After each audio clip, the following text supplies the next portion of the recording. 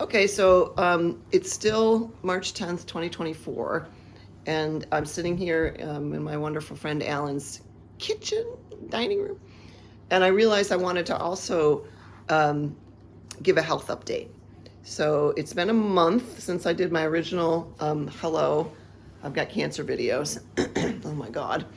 And I realized that so much can happen in a month. And I share this in particular with people who are doing the metabolic route, metabolic mitochondrial, because there's so few of us out there that, it might just be nice for people to know what it's like in the early phases of the journey, right? So, and yet some things might be kind of unique to me as well. One of the things was that after I had the bronchoscopy, I got a chest infection of some sort. Laura got it too, my roommate, and mine seemed to linger on for months and months, even without a fever. And so they thought I had walking pneumonia, bacterial pneumonia. And even though I hadn't taken antibiotics, and I don't think decades, the whole consensus between the traditional oncology all the way to the integrative, and also my primary care integrative doctor thought it was a good idea and safe that I should do, I guess, a Z-Pack. I didn't know what that was per se, but I did do it. And then I went through this phase where the fatigue was so debilitating that I managed to go through my workday. But as I was running around, going from job to job and running errands, I would have to take naps in my car a couple of times.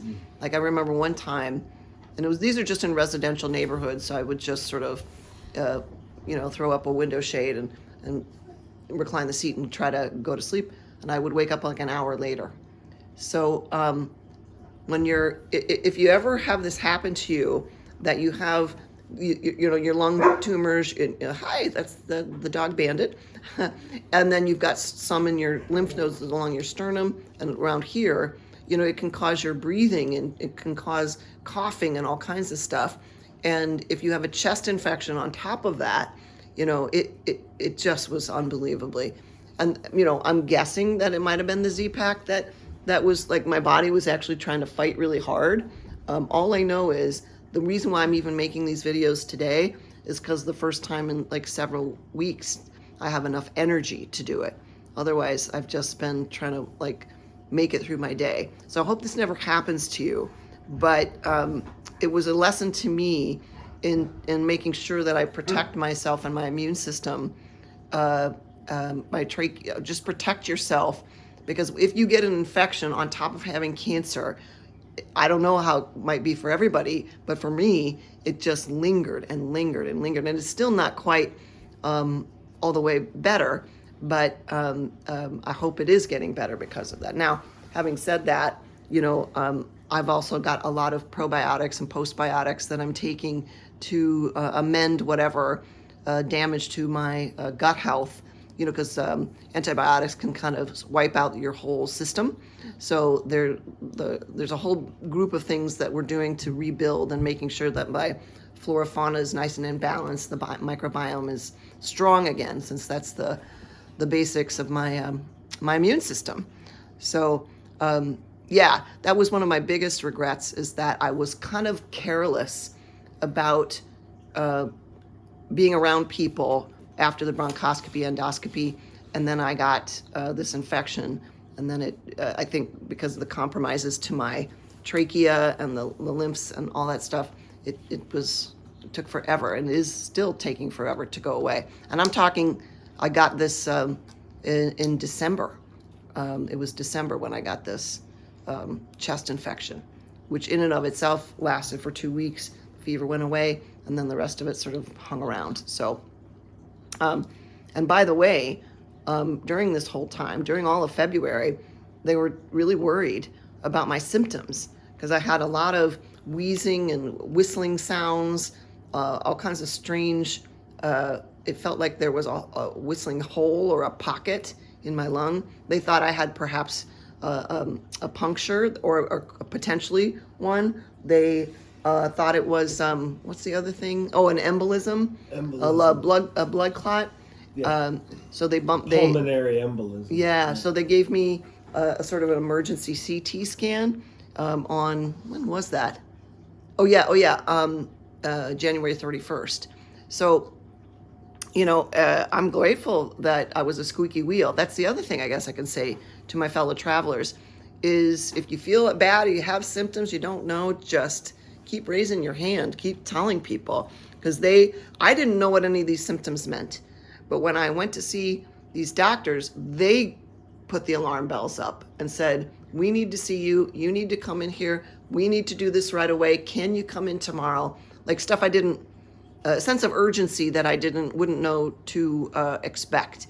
So it's always wise to be a squeaky wheel with that kind of thing. So that's a nice tip.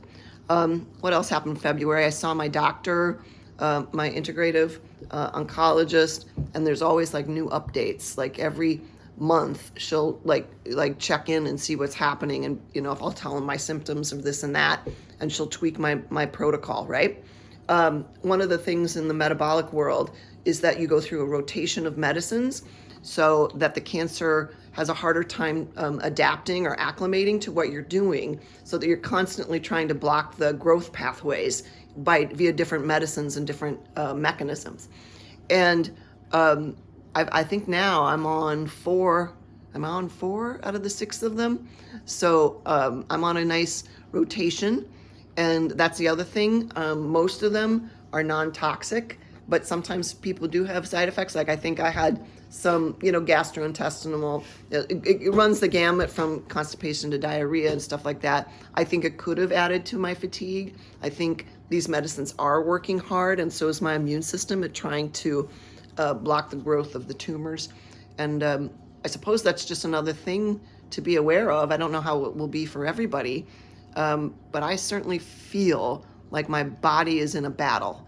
Like I feel like it's working hard. And it's not just the chest infection. I think it's the fact that I'm taking all these new medicines that I'm not used to, even though they're pretty great compared to how bad it could be in going the other routes and doing chemos and stuff that are oh my God, I have so much respect for the bravery of people who do chemo. It's just, I got depressed just from the flu-like symptoms and the deep fatigue I was feeling. The fact that I was doing nothing but, trying to work and sleep and taking naps in my car in order to, make it through the day. It was crazy. And I think that can happen too, is emotional fatigue, and therefore something to sort of lean on your friends and family, your loved ones for, and let that be okay, that you get to feel sad that you can't do very much. There was a while there when, thank God for my loved ones, because people were running errands for me and buying meals for me so I didn't have to cook, doing the laundry, and I, my God. So I guess to extend some grace to yourself, as you go through these months of seeing, and it is sort of, a long haul. You want the results and you want to know what's happening, but you just have to be patient with it. And by the way, one of the other positive upshots of me dealing with this infection and potential pneumonia and embolism and all that is that they have scheduled my next CT scan for April 1st. And that's nice, because otherwise it might have been like May, because if they had no idea what I was going through, they would have just given me the standard, oh, we'll see you in 8 to 12 weeks. And instead they made it, they skewed towards the 8 weeks instead of the 12. So here we are at March 10th, and April 1st is, right around the corner. So am I scared about what the CT scan will say? In a way, yeah, because some of the CT scan the last time was very good news. Like I had the tumor had shrunk. I have one tumor towards the back of my, it's near my rib cage in the back on the right, lower right. and that tumor has shrunk by 10%. Okay, the ones on my sternum and under my collarbone, they seem to be the same. But the ones that look like infections, these little dots, excuse me, that they found on the January 31st CT scan, they weren't sure what it was. And so now, when I go back for the CT scan, if things are worse, if they're stable, that's okay. But if they're worse, it means that my integrative oncologist and I will have to look at bigger, what's the word for it, more intensive treatments. The metaphor that I've heard them use at the cancer center is that sometimes tumors, sometimes cancers need a BB gun. Sometimes it needs a bullet. Sometimes it needs a grenade, and sometimes it needs a bomb. Like, I thought that was pretty, like, I understood that, depends on what stage you're at, right? And what happens and if there's any growth. So am I nervous about it? Yes. But am I grateful for the fact that we'll get knowledge and then we'll take it from there? Yes. So I think that's it as far as the medical stuff. I never talk about this, but I broke my wrist before all this happened. And I've been in physical or occupational therapy ever since. And my right wrist is still just like stiff as a board, but we're working on it. That's a separate health thing altogether. I'm still working on it.